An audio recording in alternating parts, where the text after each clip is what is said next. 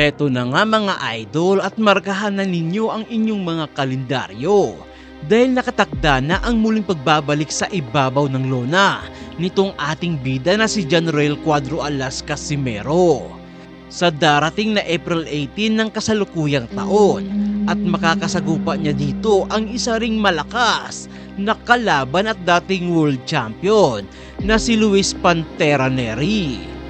At paniguradong umaatikabong bakbakan na naman ang magaga. Pero sino nga kaya sa kanilang dalawa ang mangingibabaw at ang tatanghaling panalo sa laban? Kaya naman heto at atin munang balikan ang huling mga laban nila. Pero alright mga sir, ito at balikan natin yung naging laban nitong si General Casimero kontra dito sa hapon na si Tomi Mizikoshi ng bansang Japan. Ayun, agresibo yung hapon dito. So yung laban na to ay ginanap sa 126 pounds sa featherweight division. Pero yung magiging laban niya kontra kay Luis Neri babalik si Casimero sa 122 pounds o junior featherweight division.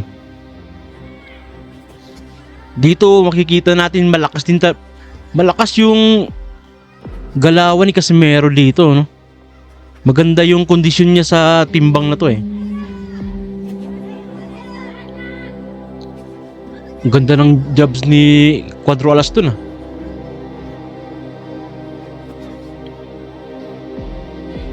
Yun, body shot.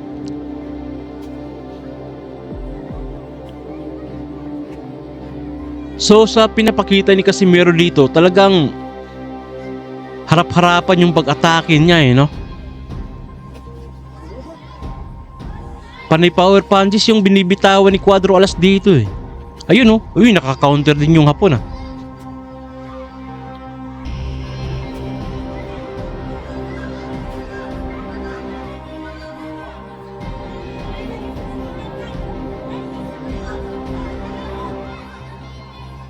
Yun, ganda ng left hook ni Casimero dun.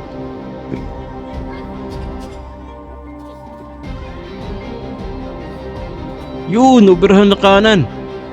Yun yung kagandahan ni Casimero eh. Mapakaliwa o kanan man yan, parehong malalakas yung mabibigat yung mga kamao niya eh. Ayun o yung replay, tignan natin. Sinalubong ni Mizikoshi yung kanan ni Casimero. Ayun o, alog na alog eh. Pero nakatama din yung hapon.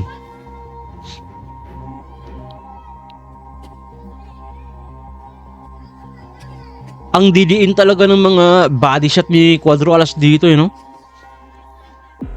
Bigig! Panay body.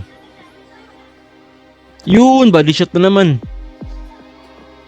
Grabe oh. Dumadagundong yung mga binibitawang suntok ni Casimero. Uy!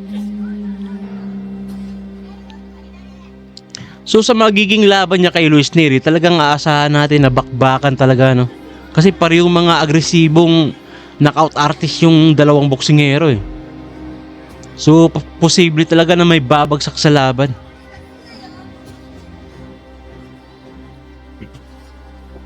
Dito gumagamit ng jab si Casimero. Nakalimitan din naman niya ginagamit sa ibang mga laban niya eh. So dito sineset up niya kasi yung kanyang kanan eh. Yun oh.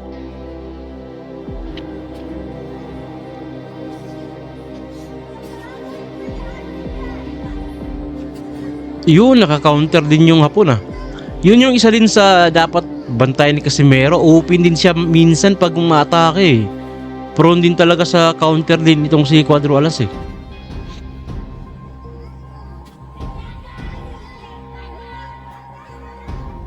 Yun.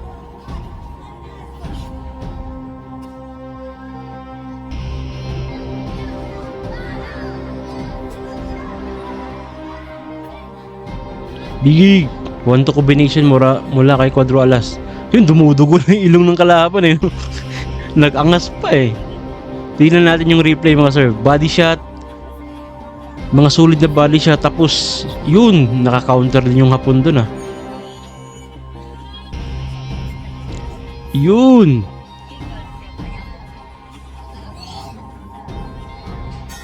Basag na rin yung ilong ng Hapon dito.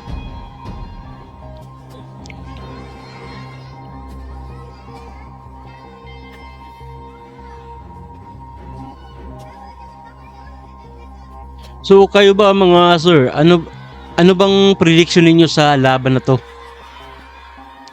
May pag-asa bang manalo si Casimero laban kay Luis Neri?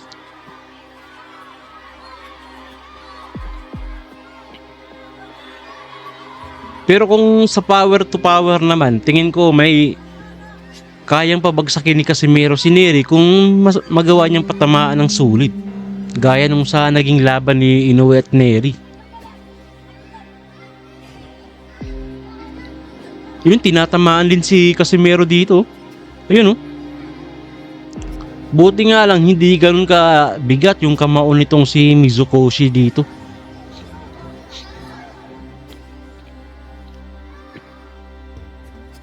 Yun, 1-2 combination, jab tsaka body shot. Yun. Kawawa na yung kalaban dito, men. Basag na yung mukha niya, men. Yun, tinamaan ng jab si Casimero dun, ah.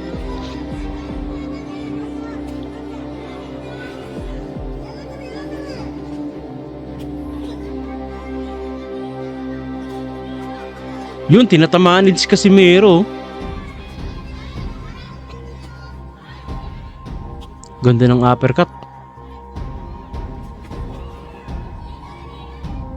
So maraming nagsasabi no na dihalo daw si Casimero kay Luis Neri. Kayo ba mga sir, ano bang prediction niyo sa laban na to?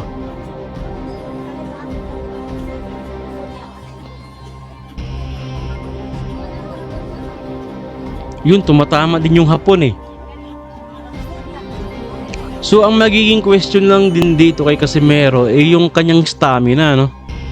Kung magagawa ba niyang ma-maintain yung stamina niya hanggang sa late rounds. Unlike dun sa naging laban niya kay yung isa pang Hapon, kay Kameda, parang naubusan ng gasolina si Casimero dun sa laban na yun eh.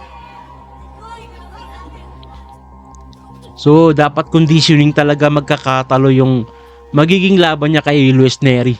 Dito so panay combination yung tumatama dito kay Mizukoshi. Ayun, sulit na kanan na naman mula kay Casimero.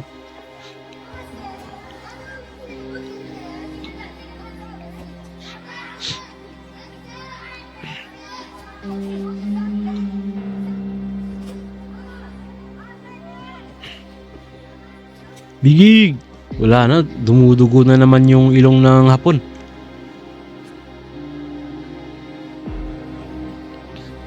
Bigig!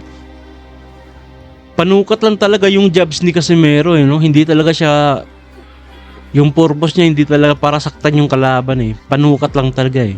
Para dun sa right na power punch ni Casimero. Yun, humingiti pa yung Hapon no?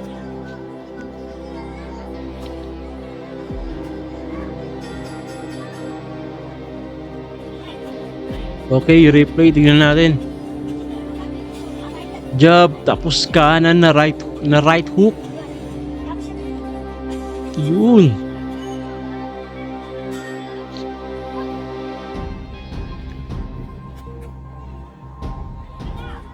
Ayun, napupuruhan na naman dito yung Hapon, oh. Naku, panay sulit. Ayun, bumagsak na nga. Wala na, lamog na yung Hapon dito, men. Mukhang tatapusin na ni Casimero dito sa round na to. Bigig! Ayun! Sulit combination, bagsak. 4 na kombinasyon, panay sulit na atake, no? Ayun, tinapos na nga ng referee yung laban. Panalo si General Casimero dito sa naging huling laban niya. Dito naman mga sir, balikan natin yung naging laban ni Luis Neri kontra kay Naoya the Monster Inoue, no? Dito, tignan natin yung replay, no? Pigig, sinalubong ni Neri yung kanang uppercut at sinunda naman ni Inoue ng isa pang kanan. So ganun lang dapat gawin ni Casimero, no? Yung kaliwa lang talaga yung weapon ni Neri dito eh. So, kailangan lang bantayan ni Casimiro kung kailan bibitawan ni Neri at aatrasan lang niya kagaya sa ginawa ni Inoue. Tapos counter na kanan. Binababa ni Neri kasi yung guard niya eh. Ayun oh. Pigig! Sapul sa kanan oh. So, kayo ba mga sir, ano bang prediction ninyo dito sa magiging laban